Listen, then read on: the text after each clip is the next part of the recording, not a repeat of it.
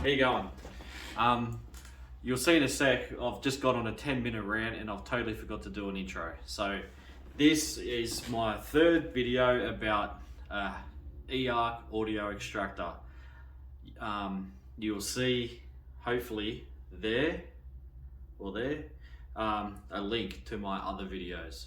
The first one is just an unboxing and a quick impressions. And the second one is just something a bit more in depth.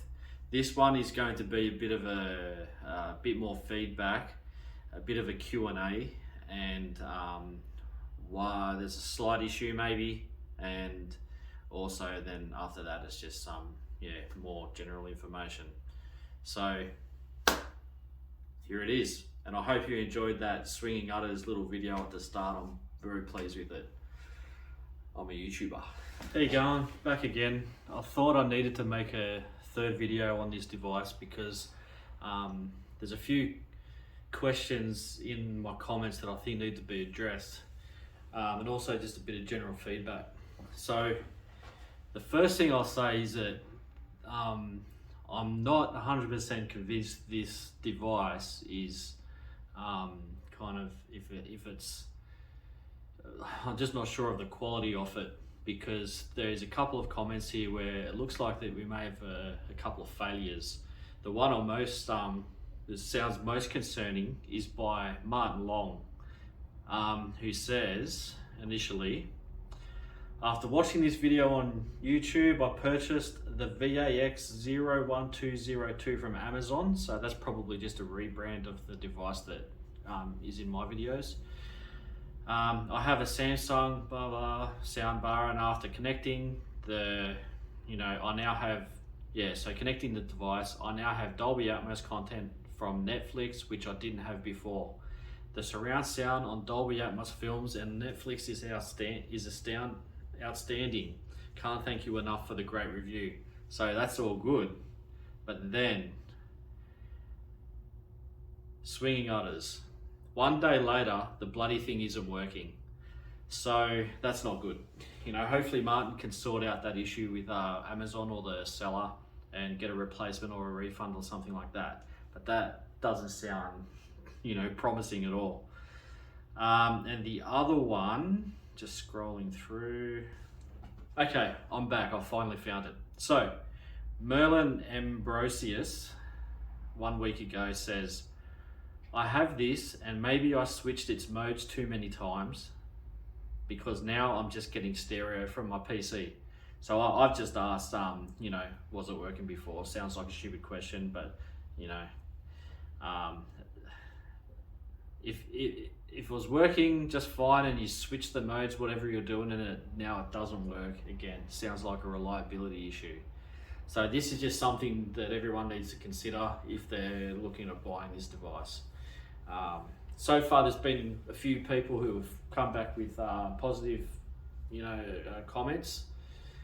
Mine's still going strong, so hopefully it's not a big widespread issue, but just something to consider. And I'm just trying to put my videos out there to help, so obviously I'm not responsible in any way if there's an issue. I took a punt when I bought it as well.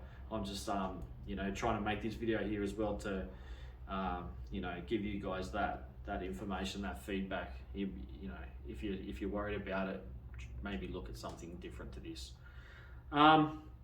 So another thing that I did try, I'll put a clip up in a sec.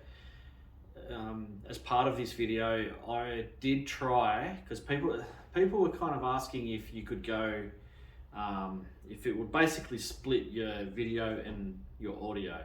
So I've plugged in my Xbox Series X into the back side of it. What I call the back side of it is the empty port that I wasn't using.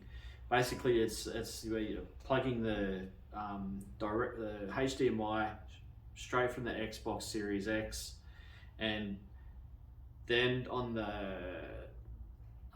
other side with the 2 HDMI ports, I've managed to split the audio and video essentially.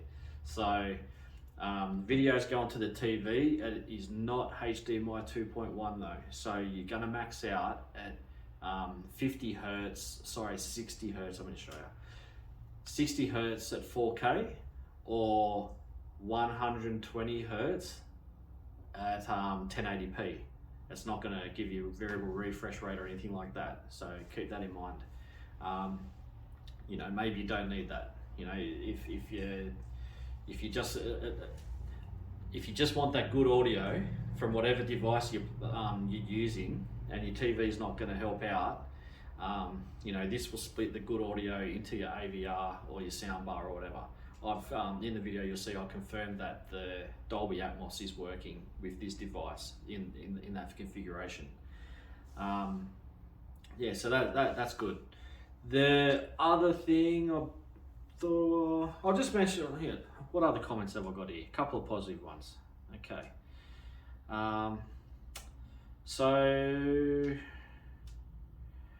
nice review here. May I know, can this item used for upgrade from older TV from HDMI ARC to eARC for soundbar to get Dolby Atmos?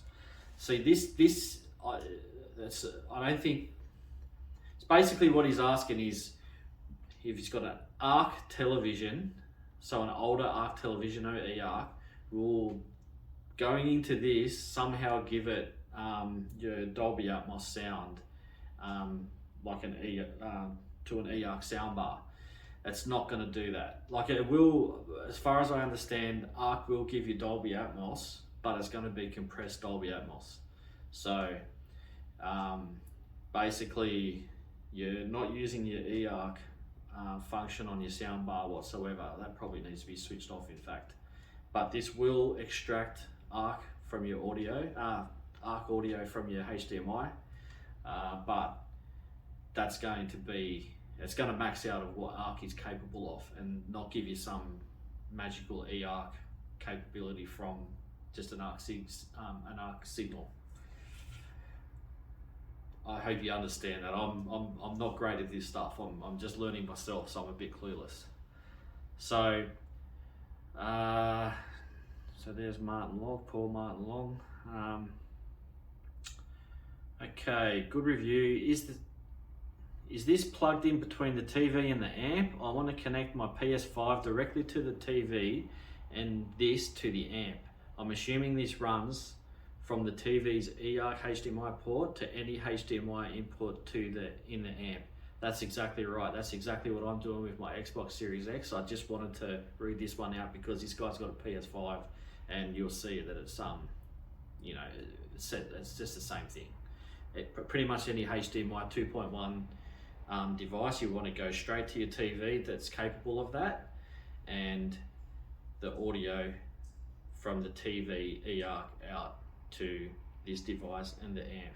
Saves you from buying a new amp capable of eARC or 2.1. Very expensive for those new ones. And basically he comes back to me and says, mate, just got mine and set it up, it works a treat. So beautiful. Can this work as a HDMI splitter? Oh, it can work. It can work as HDMI splitter, correct? Any limitations on outputs? This is just what I said before. I tried this the other day, plugged my Xbox into the single HDMI side, ran the video to my TV and audio to the AVR. Dolby Atmos still works, however video is not HDMI 2.1, so 4K 120 Hz isn't possible with VRR. So yeah.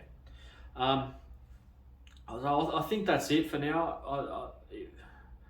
Please leave any feedback that you have outside of this that might help other people, because I'm sure when people look at this video they'll have a little skim through the comments, and you know, any feedback might help. And again, I'm no tech expert, these videos are just trying to help, so the more information and feedback out there the better.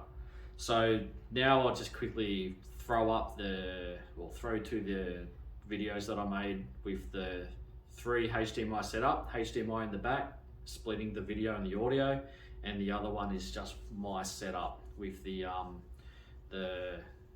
2 HDMI setup. So TV in and then extracted audio out. Thanks for watching. Don't subscribe, I'm not a YouTuber, but like. Thank you. This video here shows how you can split the audio and the video So there's my Xbox Series X running obviously audio and video through the HDMI cable into what I'd call the backside of the device. That's not what I usually use. That's empty. So here you have your video going to the TV. Not HDMI 2.1 though. That device doesn't support this. Audio to my AVR.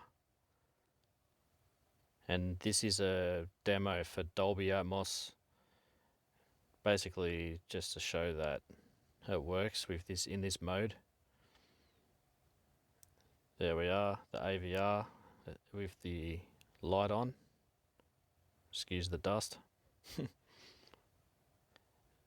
And this little bit coming up, there we are. This little bit shows that HDMI Ultra HD Deep Color has a bit of an issue when it's switched on.